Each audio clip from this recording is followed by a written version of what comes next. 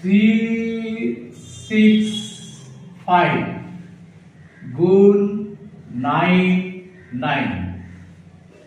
খুব সহজে আমরা কিভাবে গুণটা করছি দেখো, 365 এই 99 এর জন্য দুটো শূন্য বসিয়ে দিলাম।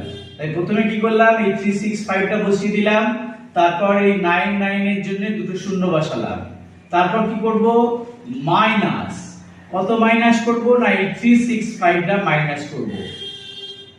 মাইনাস করলে কি দাঁড়াচ্ছে, 36135। এইটা হলো অ্যানসার। 365 গুণ 99 এই বড় গুণটা আমরা কত অল্প সময়ের মধ্যে করে ফেললাম। আপনাদের যদি